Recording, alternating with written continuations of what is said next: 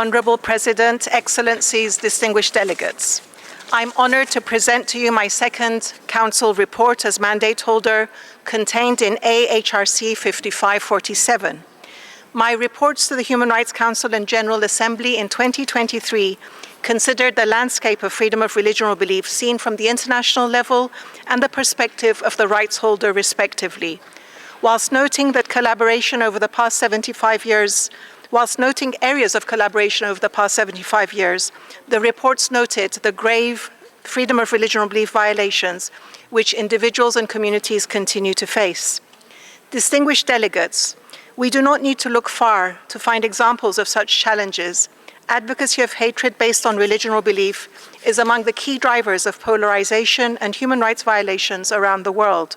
With that in mind, and in light of Human Rights Council Resolution 1618 and subsequent resolutions up to and including Resolution 53-1 of 2023, this report examines advocacy of hatred based on religion or belief, its forms, its legal implications, how it burdens members of society, and the need to address it in line with international human rights law. Expressions of hatred based on religion or belief are in themselves a serious issue to which states must be sensitive and respond to in a holistic manner. It is of fundamental importance to note, however, that they are expressions of a broader social reality, that of disdain and discrimination towards a religious or belief group, which may have deep socio-political and historic roots. This broad context must be addressed if advocacy of hatred based on religion or belief is to be meaningfully combated. A range of actors submitted input for this report, and I thank them warmly. These indicated the forms that such hatred takes: direct expressions such as threats, harassment, conspiracy theories, myths, and accusations of blasphemy and apostasy, both online and offline, are disturbingly widespread and can have significant psychological and even physiological impacts on individuals and communities. Such expressions may not all reach the threshold of incitement, though some will. They should nonetheless serve as warning signs of prejudicial attitudes which must be addressed in advance of a further escalation. In considering advocacy of hatred based on religion or belief, there is much attention given to lone wolf actors and hate entrepreneurs, but this has been at the expense of disregarding the perpetuation and implementation of extensive state policies of intolerance and discrimination on the basis of religion or belief. These should neither be conflated nor equated, and recognizing the distinction is critical in differentiating the risks that follow from such acts. Hateful discourse based on religion or belief is often entangled with other structures of marginalization. The supposed inferiority, exclusion, or lack of belonging of the targeted group is portrayed not only on religious or belief grounds, but often bound up with racial, ethnic, cultural, and other factors. Religion or belief may serve as a coded language to promote broader xenophobic or other aims. This can be exacerbated by structural factors, such as the criminalization or stigmatization of certain religious or belief groups through anti-blasphemy, anti-apostasy, counter-terrorism, or draconian migration laws. The online environment means that such advocacy spreads with greater speed and reach, being recycled and reused by malicious intermediaries in different countries. Distinguished delegates, the promotion of hateful attitudes based on religion or belief often serves concrete political and economic ends, mobilized to justify a range of political projects, including restrictions on migration, dispossession of land, economic exploitation, boycotts, and the closure of businesses. Current debates often propose a dichotomy of criminalization or counter-speech in addressing advocacy of hatred based on religion or belief, including attacks on religious symbols. While such debates are important and necessary, neither alone nor together can they transform the structural and cultural factors that reproduce these incidents. This task demands the work of cultivating collaborative networks, engagement with affected communities, educating functionaries and society at large to dismantle stereotypes and encourage interfaith and intrafaith dialogue and debate in a respectful and safe environment. We need to address root causes. International human rights law offers a significant set of tools which can and should be engaged with. They provide guidance on the distinction which states are required to make between norms or expressions, forms of expression which must be criminalized, those which may justify civil or administrative sanctions, and those which are not criminal, but nonetheless raise great concern in terms of tolerance, civility, and respect for others. A 6-part threshold test, which has been further delineated in this report, assists in determining instances which constitute a criminal offense in line with Article 22 of the ICCPR. The context and speaker is particularly pertinent, especially pertinent in the current context, which is characterized by the resuscitation and reuse of the original expression time and again in different locations and by different state entities or groups to different ends. The responsibility for the consequences that flow from these reutilizations cannot simply rest on the jurisdiction of the Original Speech Act. The role of each of the state authorities at any point in this chain of transmission of hatred, of state or other actors who may be manipulating hate speech or jumping on the bandwagon of hatred as an opportunity to score political points, cannot be overlooked.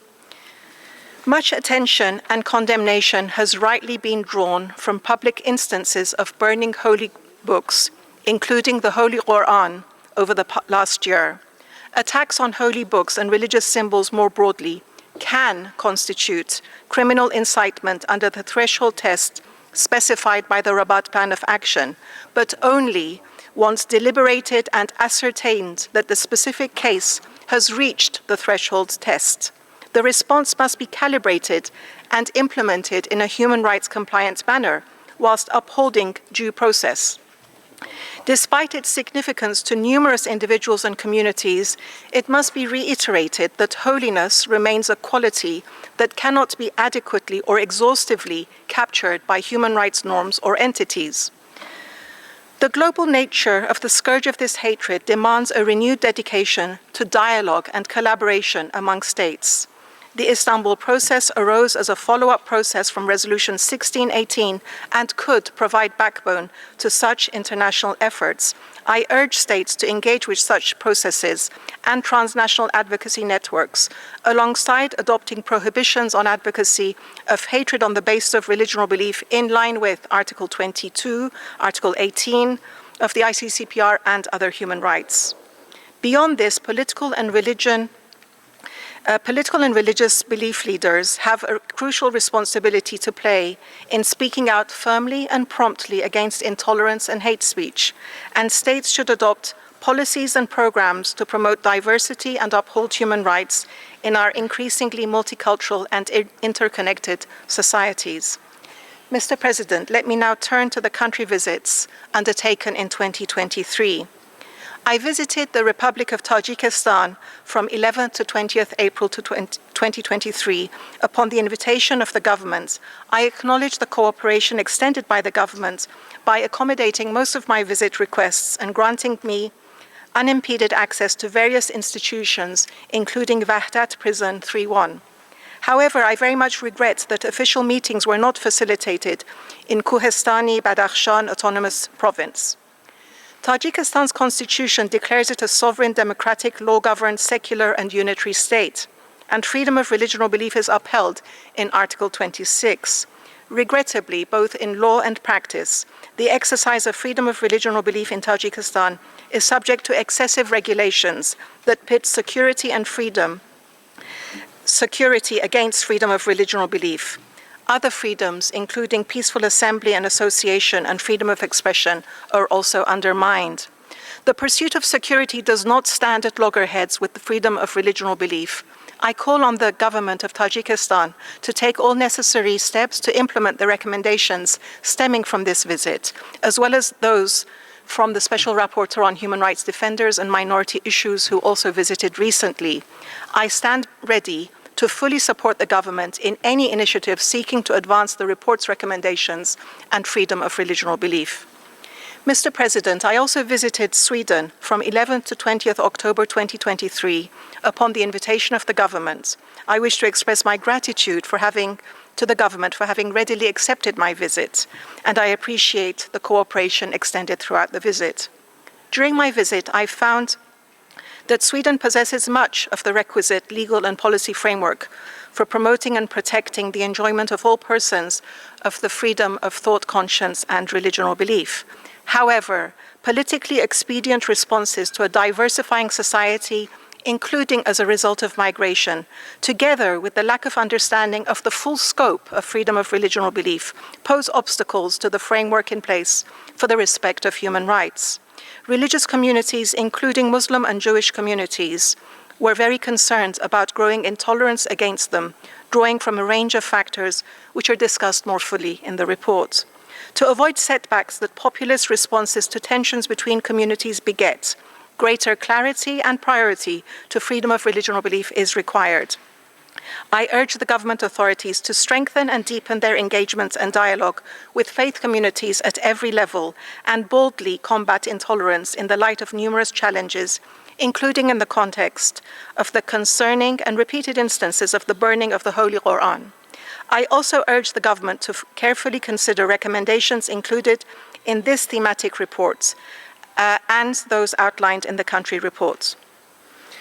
Mr. President, I look forward to engaging with state, civil society, and private actors alike to address the endemic and significant challenges before us. I welcome your feedback and cooperation. Thank you.